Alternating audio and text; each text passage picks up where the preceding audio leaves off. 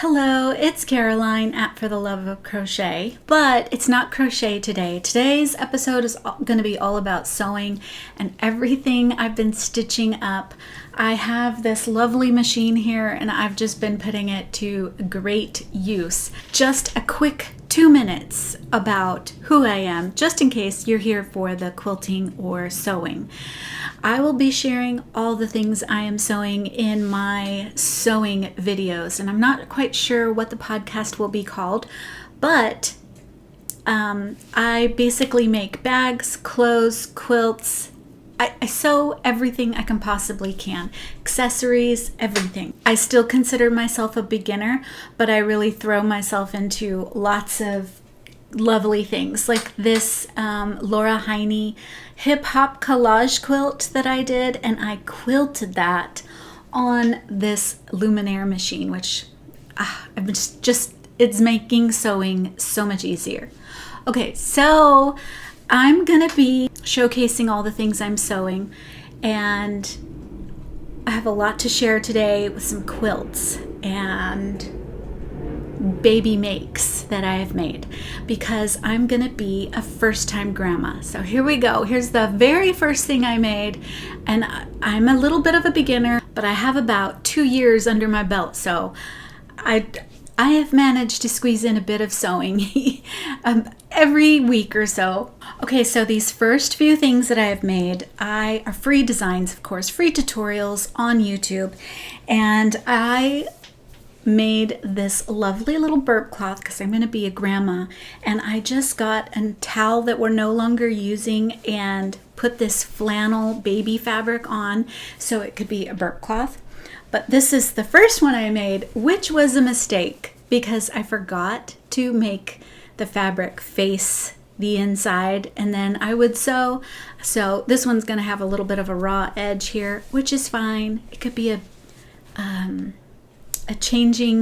little changing mat, or it could get thrown in the car seat, under the car seat, whatever it will be. So I made a couple of burp cloths just to get some sewing done for new baby. This next pattern is such a cute little pattern, and it is available for free with a tutorial and free pattern. And I'm gonna have a baby grandson, so some of the fabrics I chose are for a boy, but oh my goodness, this pattern is so cute. So it's a dribble bib, and they also have a hair bow in the one pattern for free, and it's just so cute. This is the little dribble bib, and it has these little tractors on it. Now this one I kept it very simple and just used 2 cotton fabrics, and I just thought, oh my gosh, it's gonna be so cute for little baby. And what's cool is on this machine, it is a sewing machine and a embroidery in one. It's the Brother Luminaire. And I could like stitch a little something on here. I could put the days of the week, so he'll have one for every day. Or what are some ideas that you would embroider? Maybe some of the theme that he has in his room, or some nursery, the colors that they might have in their room, and put a little car or truck or train or airplane. What other ideas? I kind of don't like the idea of a name. I think I would keep his name private. I don't think I'd put that on here. So that is the first one I made, and I got so excited that I made this one. Oh, it's so cute.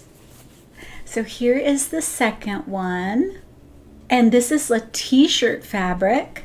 And then I put the flannel on the back so that it could go against him. Oh, it's gonna look so cute. Oh, can you imagine all the little things you could embroider? If you had a little girl, you could put little flowers. Oh, so cute. So I did that one. And this would be so easy to embroider on. I just don't know what to put on it. I did grab a couple of jean fabrics, and I thought maybe I would put these as labels on the back. And this is one of the patterns that is already in the machine, this sweet little bird.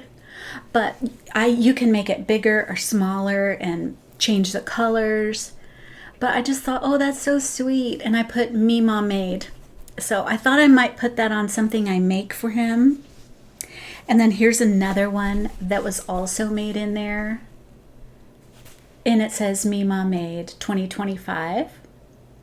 So yeah, I'm really loving the machine, and I'm excited of what I can embroider. So the other part of that free pattern was a bow. Now I don't have a granddaughter yet, but I thought, you know what? I want to try it because I make a lot of crochet toys and I have a daughter. So who's still young.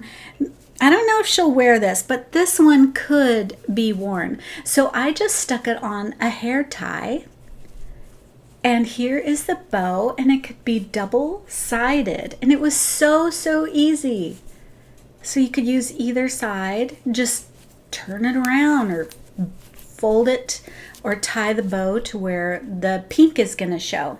Or you could have it in the same colored fabric. I decided to do this two-tone, and it came out so cute. So when they put it in their hair. Does it make me look younger? So yeah, it was a really cute little bow pattern. So this was all in one, and I'll have it linked down below. So cute, this bib, dribble bib for a little boy, and I suppose you could use it for a little girl too. You would just put little girly fabrics on it. Okay, this next pattern is for the kitchen, and it is a pot holder, and it's so cool. If you like log cabin, or even scrappiness, log cabin, this is based off that, but it's using a hexagon in the middle. So this pattern is available for free too, I believe, and I'll have that link down below at socanshe.com. So cool. So but we made it Christmassy. Now we did this at my local sewing shop at Authorized Vac and Sew, and it was so much fun and so easy. So here is the first one I made.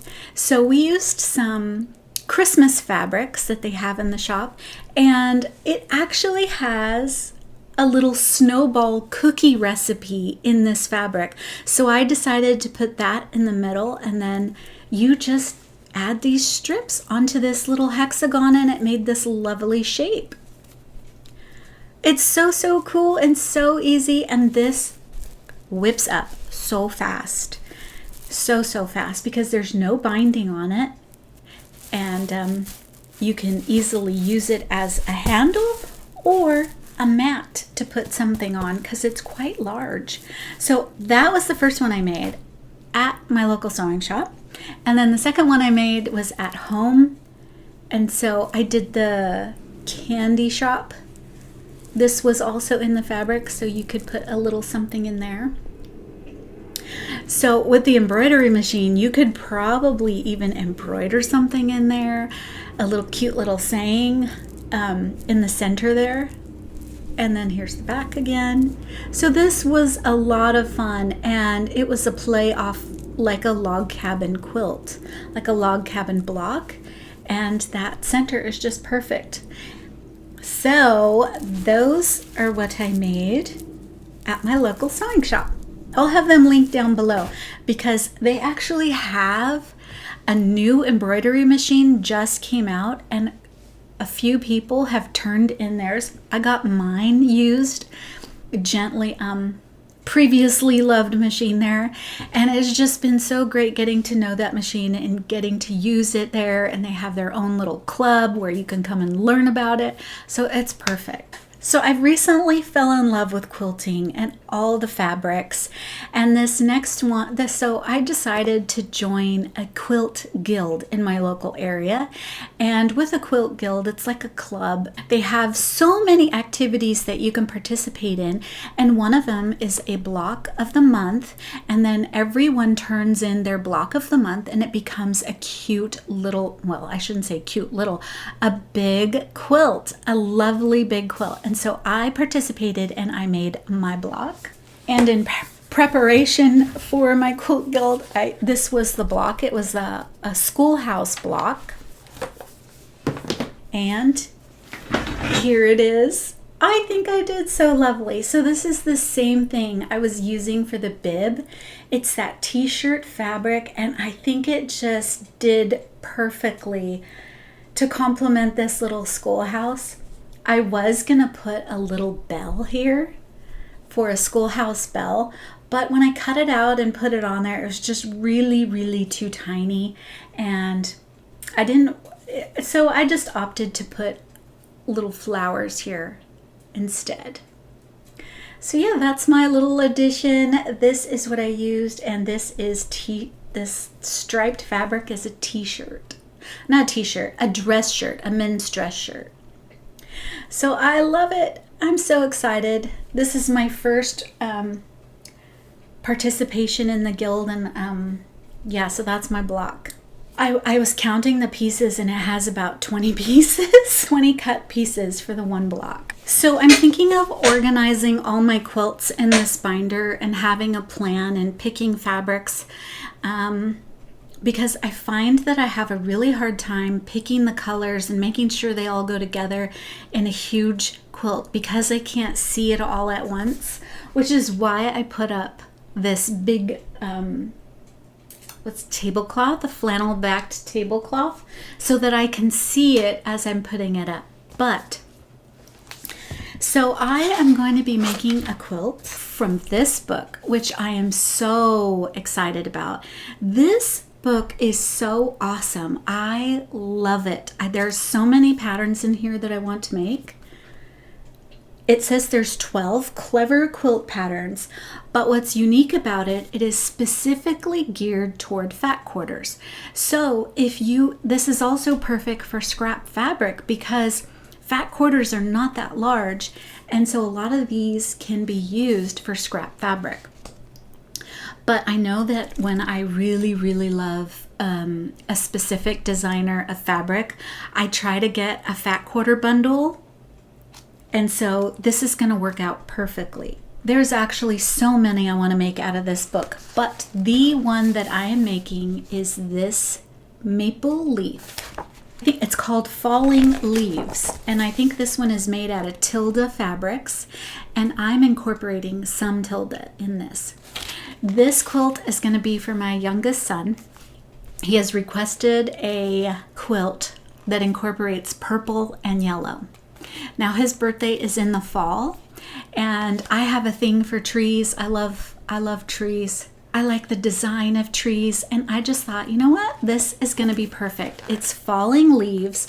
I can incorporate purple and yellow, and he was born in fall, so it's going to work out perfectly with those colors. So I made a little design chart of all the fabrics I'm going to use. So I have quite a few yellows from Tilda, and I have quite a few purples, and the purples are from a different designer. And then this gray is a Tilda. It's so, so beautiful. But I have a plan. So it calls for 18 fat quarters, which is lovely. I can choose so many different colors of fabric. And the main backing I'm using is that gray. And I actually have a couple of the squares hanging up there. I have it all in this lovely little box. These are perfect for holding all the blocks and all the fabric. I got this one at Hobby Lobby. So here is the Tilda backing, and here's just a few of the yellows. They're so pretty. I don't know who this designer is. Oh, okay. These are Free Spirit Jim Holt's Eclectic Elements, and this is one of the yellows. So pretty. So Jim Holt's, Tilda, and this purple one, I didn't know who the designer was. Let's see who it is. Vintage Linens by Moda Fabrics. It just says Vintage Linens by Moda Fabrics. So I have quite a few of these purples. So it's gonna look so pretty. But these blocks are not for the faint of heart. There are lots of little pieces, half square triangles. So I did up a yellow, a very pretty purple, and this neutral one. I am so excited though. So that is why I'm making a plan, and I'm cutting all my fabrics and getting them all ready and putting them, labeling all my fabrics, and I'm gonna have a little checkoff list in my binder. It's so gorgeous though. I just love that gray. And I love this book. This one is, I'm gonna show you a couple more patterns from this book, see if you're interested. This is Hearts and Crosses. That's another lovely pattern in this book that I wanted to do. I also really liked this one, which is similar to the hexagon pot holder that we did. Here it is. This is another one of the patterns in here, and where you could showcase a big hexagon in the middle. Is it hexagon? No, this one's an octagon. So this one is an octagon, but you can get, if you have a special piece of fabric, or you can fussy cut a piece of fabric, you can make all of these so scrappy and it would look so beautiful. So that is another pattern I was gonna do for my son. And this next one was done in Tula Pink fabrics, which is bold and wild and very pink. But this one I did not go for. So those were the choices that I was leaning towards when I was wanting to design a blanket for him, a quilt. And I ended up with the falling leaves, which I'm really happy for, even though it's a gazillion thousand mini little half skirt triangles. But I will have this book linked down below in case you like it. Okay, now on to some embroidered things. So having fun with my brother Luminaire, I found some very cool features. I've been playing with it recently, and this is, I can't remember this designer's name, but this machine is so fabulous. So I scanned, you can actually, it scans your fabric. It can scan any image. And so I took this image and scanned it, and then it's stitched. I don't know if you can see it, but it's stitched all around his hair. And then I also did this design, which is already in the machine. I was just playing around with this fabric.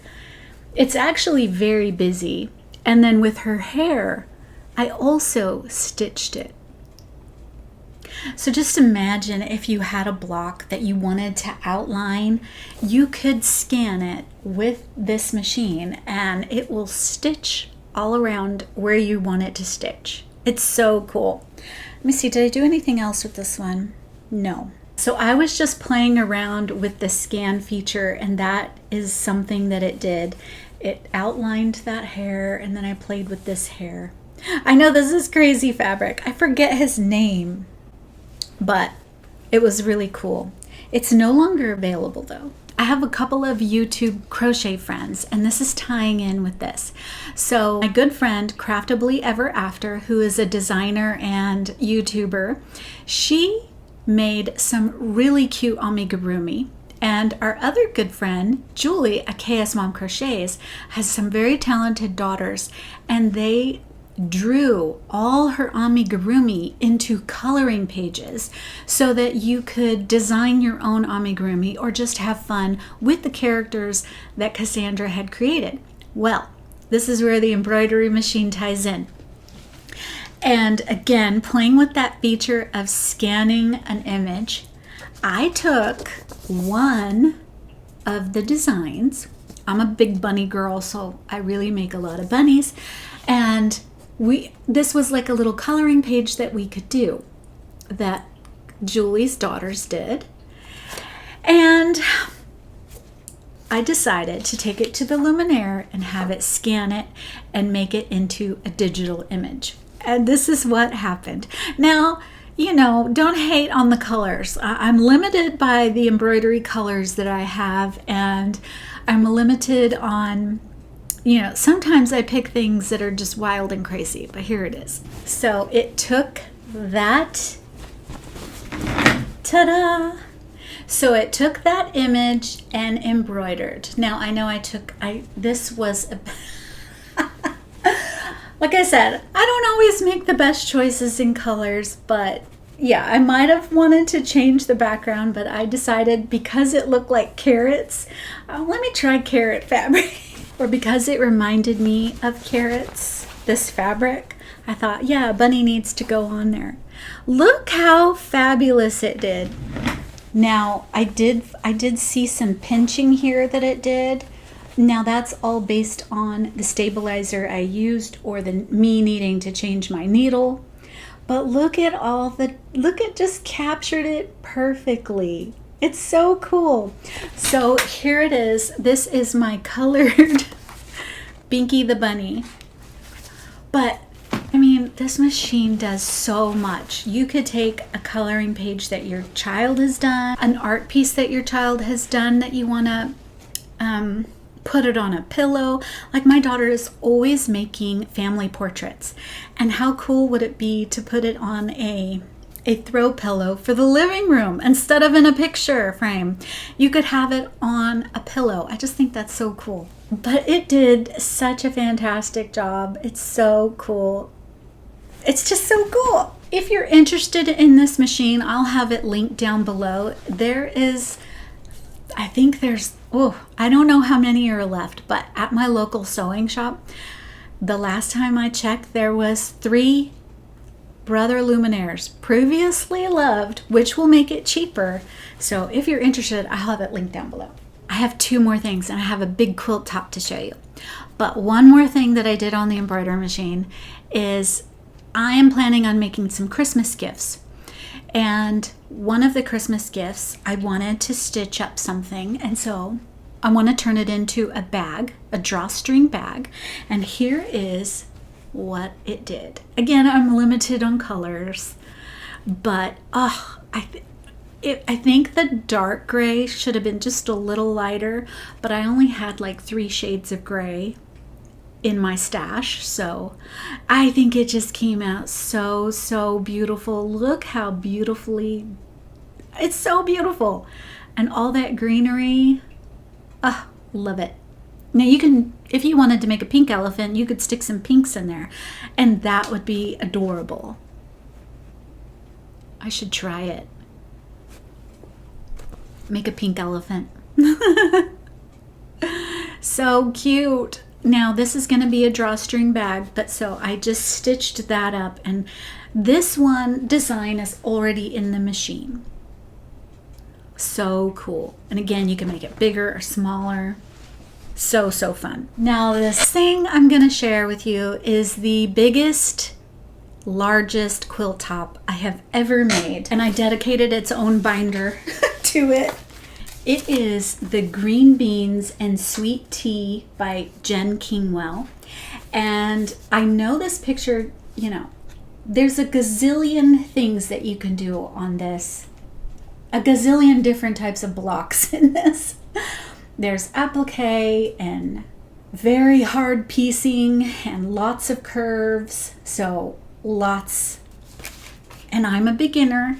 I mean, I don't know. I haven't really counted how many quilts I've made, but I want to say this is like the sixth quilt. And what I did to do this is all the pieces are in the back, and I bought this at Dollar Tree, and I think you get 2 pieces, pretty big.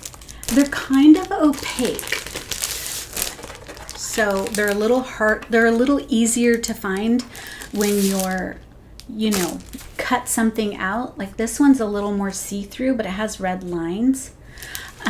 This one is opaque. This is what's normally sold in the sewing world to make your own templates. This is what I use to make my templates. And so anything that needed templates, I made little pieces for in here, and I would keep all the cut pieces in here, and then I would pull one out and start working on that. Then I'd pull out the next one and work out the next one. And if it was really something easy, like the applique, I would do the easy ones first. And There was quite a few pieces in here that I thought were extremely difficult. There was a couple of pieces in there that I just said, forget it. I am not doing that piece. And I just cut out the piece and appliqued it on so it is an applique instead of a pieced block. And then there's some that I completely threw out and exchanged it for a paper pieced block.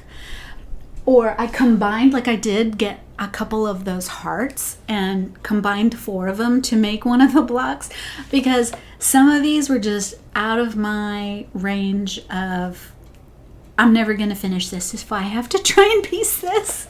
So here we go. Oh yeah, you can't see it. This is my finished quilt.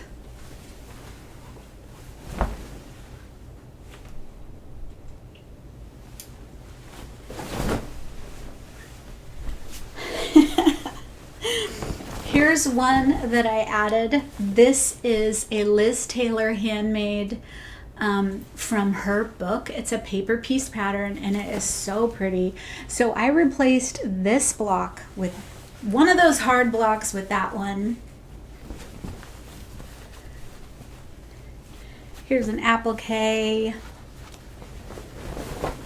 These were a bit of a doozy for me, and this is what I mean is I threw so many fabrics in here, it is not even funny. And this was the last panel I did on this side, and it just got, I'm just doing my own thing. And I added so many pieces to that to make it fit because I had replaced so many different ones. Like these clamshells. Oh, and I added this bird. This is a paper piece pattern.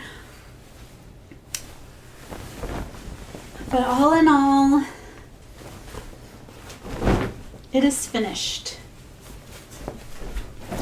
And so now all I have to do is quilt it. Here is one that was supposed to be a paper piece block, and I opted to just applique it instead, and hey, I think it came out beautiful. A lot of there's like 4 drunkard's path in this one. Clamshells, checkerboard, applique, pinwheels. This one I did piece, and I think it's a beautiful block. So many different fabrics in here. This was a challenging block, but I did it.